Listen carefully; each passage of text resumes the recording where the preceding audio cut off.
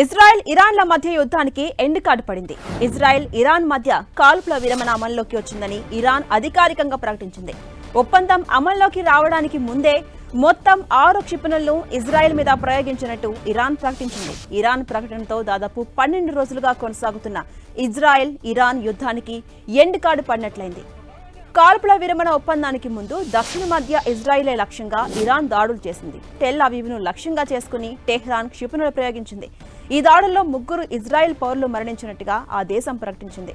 మరికొంతమంది పరిస్థితి సీరియస్ గా ఉన్నట్టు తెలిపింది.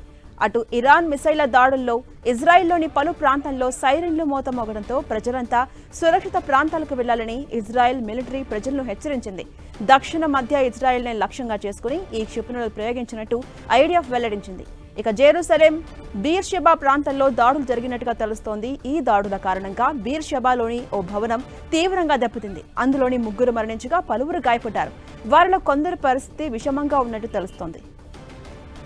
అటు ఇరాన్ 6 క్షిపణులను ప్రయోగించినట్టుగా ఐడిఎఫ్ ప్రకటించింది. అటు కొన్ని గంటలకు ముందే ఇజ్రాయెల్ ఇరాన్లు కాల్పుల విరమణ ఒప్పందానికి వచ్చాయని అమెరికా అధ్యక్షుడు ట్రంప్ ప్రకటించారు. మరికొన్ని గంటల్లోనే కాల్పుల విరమణ జరగబోతుందని ఆయన చెప్పుకొచ్చారు. 24 గంటల తర్వాత యుద్ధం అధికారికంగా ముగిసినట్టు ఉంటుందని ప్రకటించబోతున్నారు. ఈ నేపథ్యంలో ట్రంప్ 2 దేశాలను అభినందించారు.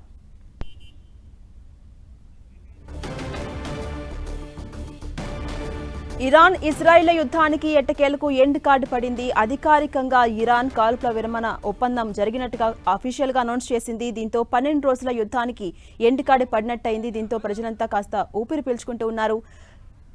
కాల్పుల విరమణ ఒప్పందం అమల్లోకి రావడానికి ముందే మొత్తం 6 క్షిపణులను ఇజ్రాయెల్ మీద ఇరాన్ ప్రయోగించినట్టుగా ప్రకటించింది. అటు ఇరాన్ ప్రకటనతో దాదాపు 12 రోజులుగా భీకర యుద్ధం కొనసాగుతున్న నేపథ్యంలో ఆ యుద్ధానికి ఇప్పుడు ఎండ్ కార్డు పడినట్లుగా కనిపిస్తోంది. కాల్పుల విరమణ ఒప్పందానికి ముందు దక్షిణ మధ్య ఇజ్రాయెల్ లక్ష్యంగా ఇరాన్ దాడులు చేసింది. టెల్ అవీవ్ను లక్ష్యంగా చేసుకుని టెహ్రాన్ క్షిపణులు ప్రయోగించింది. అయితే ఈ దాడిలో 3 ఇజ్రాయెల్ పౌరులు మరణించినట్టుగా ఆ దేశం ప్రకటించింది. అయితే మరికొందరి పరిస్థితి సీరియస్ గా ఉన్నట్టుగా కూడా పేర్కొంది. ఇటు ఇరాన్ మిసైల్ దాడుల్లో ఇజ్రాయెల్లోని పలు ప్రాంతాల్లో ఎక్కడికక్కడ సైరన్లు మోత మోగడంతో ప్రజలంతా కూడా భయంతో పరుగులు పెట్టారు. హోటల్ కావచ్చు, అపార్ట్మెంట్లు కావచ్చు, అలాగే ఇతర ఏ ప్రాంతంలో ఉన్నా కూడా ప్రజలంతా కూడా ఒక్కసారిగా భయభ్రాంతులకు గురయ్యారు. అటు ఈ నేపథ్యంలో అధికారులంతా కూడా సురక్షిత ప్రాంతాలకు వెళ్లిపోవాలంటూ ఇజ్రాయెల్ మిలిటరీ ప్రజలను కూడా హెచ్చరించింది. ఈ నేపథ్యంలో వారంతా సురక్షితమైన ప్రాంతాలకు వెళ్లిపోవడం జరిగింది. అయితే దక్షిణ మధ్య ఇజ్రాయెల్నే లక్ష్యంగా చేసుకుని ఈ క్షిపణులు ప్రయోగించినట్టుగా ఐడిఎఫ్ వెల్లడించింది. జెరూసలేం కావచ్చు, బీర్షెబా ప్రాంతాల్లో ఈ దాడులు జరిగినట్టుగా కూడా మనకు తెలుస్తోంది. ఈ దాడుల కారణంగా బీర్షెబాలో చూసుకుంటే ఒక భవనం తీవ్రంగా దెబ్బతింది. అయితే ఆ భవనంలో ఉన్నటువంటి 3 మరణించగా పలువురు గాయపడ్డట్టుగా తెలుస్తోంది. వారిలో కూడా కొందరి పరిస్థితి సీరియస్ గా ఉన్నట్టుగా తెలుస్తోంది.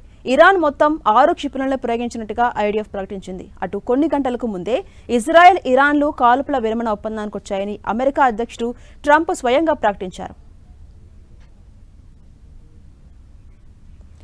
ఇదే అంశంపై మరింత సమాచారం మా ప్రతినిధి గోపి అందిస్తారు. గోపి, మనం చూస్తున్నాం ఇరాన్ ఇజ్రాయెల్ యుద్ధం 12 రోజులుగా కొనసాగుతూనే ఉంది. అయితే ఇవాళ సీజ్ ఫైర్ అమల్లోకి వచ్చిన నేపథ్యంలో దానికి ఎండ్ కార్డు పడినట్లయింది. ఎలా చూడొచ్చు? ఓవరాల్ గా అప్డేట్స్ ఏంటి?